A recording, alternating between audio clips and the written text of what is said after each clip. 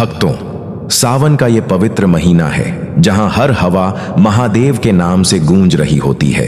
लेकिन इसी सावन में जब सूरज की पहली किरण शिवलिंग पर गिरती है तो वो सिर्फ रोशनी नहीं फैलाती, वो एक दिव्य संयोग पैदा करती है जो इंसान की रुकी हुई किस्मत को भी हिला सकती है।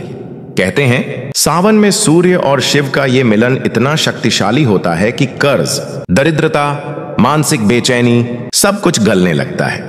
भक्तों, ये विशेष माह होता है और आज रविवार का दिन और भी विशेष है। शिव और सूर्य की इसी मिलन की शक्ति को शब्दों में पिरोया गया है एक गुप्त मंत्र में, जो बहुत कम लोग जानते हैं। ये मंत्र सूर्य की ऊर्जा और महादेव की कृपा को आपके जीवन में एक साथ उतार सकता है।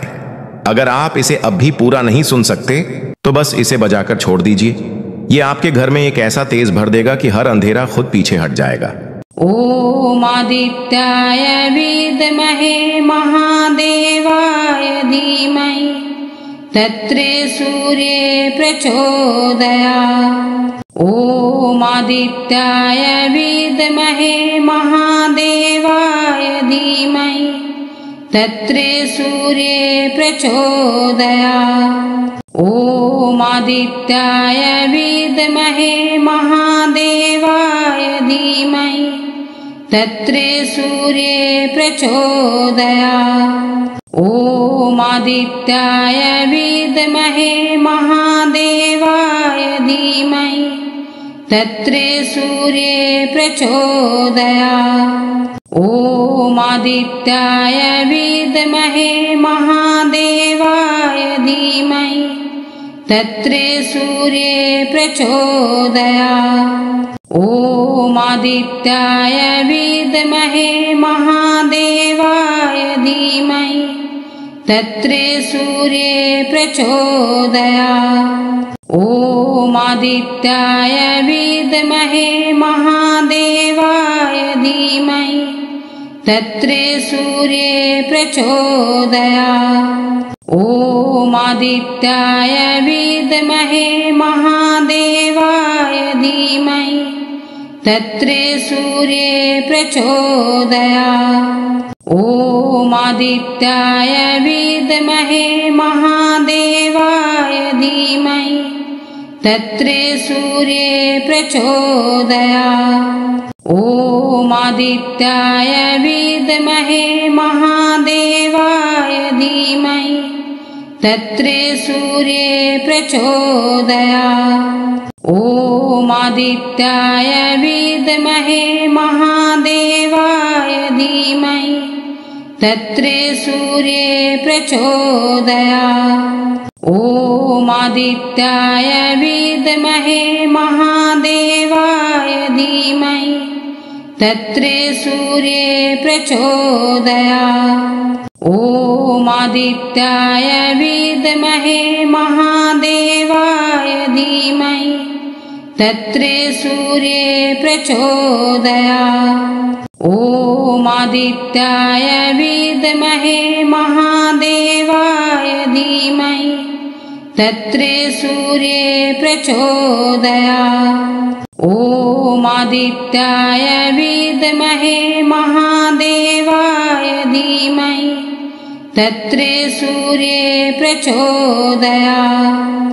ओम आदित्याय विद्महे महादेवाय धीमहि तत्रे सूर्ये प्रचोदयात्। ओम आदित्याय विद्महे महादेवाय धीमहि तत्रे सूर्ये प्रचोदयात्। ओम आदित्याय विद्महे महादेवाय धीमहि तत्रे सूर्ये प्रचोदयात्। ओम आदित्याय विद्महे महादेवाय धीमहि तत्रे सूर्ये प्रचोदयात्। ओम आदित्याय विद्महे महादेवाय धीमहि तत्रे सूर्ये प्रचोदयात्। ओम आदित्याय विद्महे महादेवाय धीमहि तत्रे सूर्ये प्रचोदयात्। ॐ आदित्याय विद्महे महादेवाय धीमहि तत्रे सूर्ये प्रचोदयात्। ॐ आदित्याय विद्महे महादेवाय धीमहि तत्रे सूर्ये प्रचोदयात्। ॐ आदित्याय विद्महे महादेवाय धीमहि तत्रे सूर्ये प्रचोदयात्। ॐ आदित्याय विद्महे महादेवाय धीमहि तत्रे सूर्ये प्रचोदयात्। ॐ आदित्याय विद्महे महादेवाय धीमहि तत्रे सूर्ये प्रचोदयात्। ॐ आदित्याय विद्महे महादेवाय धीमहि तत्रे सूर्ये प्रचोदयात्। ॐ आदित्याय विद्महे महादेवाय धीमहि तत्रे सूर्ये प्रचोदयात्। ॐ आदित्याय विद्महे महादेवाय धीमहि तत्रे सूर्ये प्रचोदयात्। ॐ आदित्याय विद्महे महादेवाय धीमहि तत्रे सूर्ये प्रचोदयात्। ॐ आदित्याय विद्महे महादेवाय धीमहि तत्रे सूर्ये प्रचोदयात्। ॐ आदित्याय विद्महे महादेवाय धीमहि तत्रे सूर्ये प्रचोदयात्। ॐ आदित्याय विद्महे महादेवाय धीमहि तत्रे सूर्ये प्रचोदयात्। ॐ आदित्याय विद्महे महादेवाय धीमहि तत्रे सूर्ये प्रचोदयात्। ॐ आदित्याय विद्महे महादेवाय धीमहि तत्रे सूर्ये प्रचोदयात्। ॐ आदित्याय विद्महे महादेवाय धीमहि तत्रे सूर्ये प्रचोदयात्। ॐ आदित्याय विद्महे महादेवाय धीमहि तत्रे सूर्ये प्रचोदयात्। ॐ आदित्याय विद्महे महादेवाय धीमहि तत्रे सूर्ये प्रचोदयात्। ॐ आदित्याय विद्महे महादेवाय धीमहि तत्रे सूर्ये प्रचोदयात्। ॐ आदित्याय विद्महे महादेवाय धीमहि तत्रे सूर्ये प्रचोदयात्। ॐ आदित्याय विद्महे महादेवाय धीमहि तत्रे सूर्ये प्रचोदयात्। ॐ आदित्याय विद्महे महादेवाय धीमहि तत्रे सूर्ये प्रचोदयात्। ॐ आदित्याय विद्महे महादेवाय धीमहि तत्रे सूर्ये प्रचोदयात्। ॐ आदित्याय विद्महे महादेवाय धीमहि तत्रे सूर्ये प्रचोदयात्। ॐ आदित्याय विद्महे महादेवाय धीमहि तत्रे सूर्ये प्रचोदयात्। ॐ आदित्याय विद्महे महादेवाय धीमहि तत्रे सूर्ये प्रचोदयात्। ॐ आदित्याय विद्महे महादेवाय धीमहि धीमहि तत्रे सूर्ये प्रचोदयात्। ॐ आदित्याय विद्महे महादेवाय धीमहि तत्रे सूर्ये प्रचोदयात्। ॐ आदित्याय विद्महे महादेवाय धीमहि तत्रे सूर्ये प्रचोदयात्। ॐ आदित्याय विद्महे महादेवाय धीमहि तत्रे सूर्ये प्रचोदयात्। ॐ आदित्याय विद्महे महादेवाय धीमहि तत्रे सूर्ये प्रचोदयात्। ॐ आदित्याय विद्महे महादेवाय धीमहि तत्रे सूर्ये प्रचोदयात्।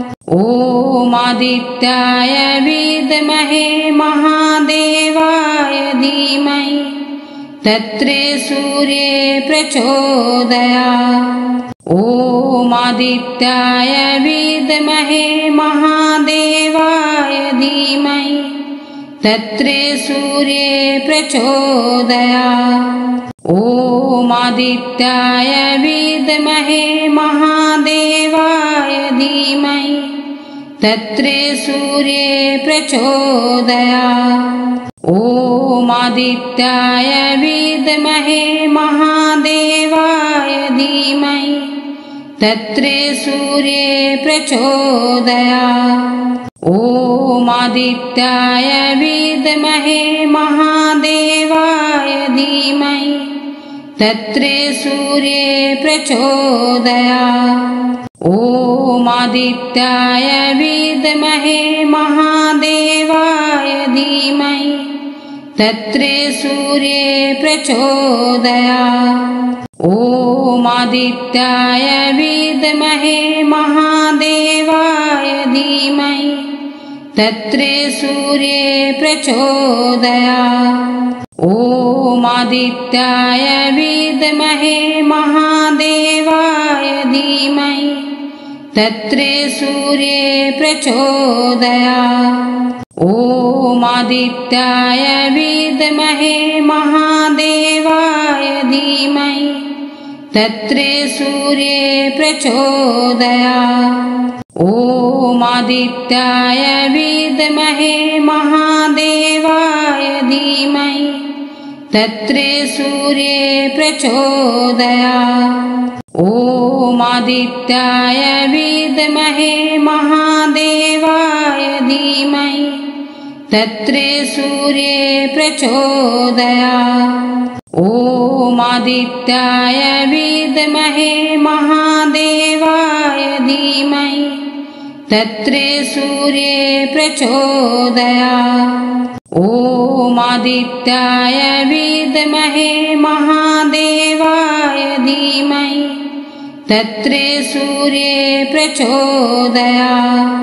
ॐ आदित्याय विद्महे महादेवाय धीमहि तत्रे सूर्ये प्रचोदयात्। ॐ आदित्याय विद्महे महादेवाय धीमहि तत्रे सूर्ये प्रचोदयात्। ॐ आदित्याय विद्महे महादेवाय धीमहि तत्रे सूर्ये प्रचोदयात्। ॐ आदित्याय विद्महे महादेवाय धीमहि तत्रे सूर्ये प्रचोदयात्।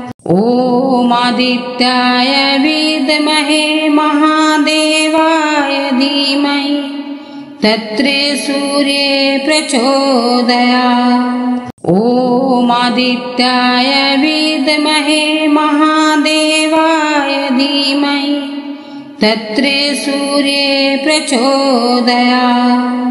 ॐ आदित्याय विद्महे महादेवाय धीमहि तत्रे सूर्ये प्रचोदयात्। ॐ आदित्याय विद्महे महादेवाय धीमहि तत्रे सूर्ये प्रचोदयात्। ॐ आदित्याय विद्महे महादेवाय धीमहि तत्रे सूर्ये प्रचोदयात्। ॐ आदित्याय विद्महे महादेवाय धीमहि तत्रे सूर्ये प्रचोदयात्। ॐ आदित्याय विद्महे महादेवाय धीमहि तत्रे सूर्ये प्रचोदयात्। ॐ आदित्याय विद्महे महादेवाय धीमहि तत्रे सूर्ये प्रचोदयात्। ॐ आदित्याय विद्महे महादेवाय धीमहि तत्रे सूर्ये प्रचोदयात्। ॐ आदित्याय विद्महे महादेवाय धीमहि तत्रे सूर्ये प्रचोदयात्। ॐ आदित्याय विद्महे महादेवाय धीमहि तत्रे सूर्ये प्रचोदयात्। ॐ आदित्याय विद्महे महादेवाय धीमहि तत्रे सूर्ये प्रचोदयात्। ॐ आदित्याय विद्महे महादेवाय धीमहि तत्रे सूर्ये प्रचोदयात्। ॐ आदित्याय विद्महे महादेवाय धीमहि तत्रे सूर्ये प्रचोदयात्। ॐ आदित्याय विद्महे महादेवाय धीमहि तत्रे सूर्ये प्रचोदयात्।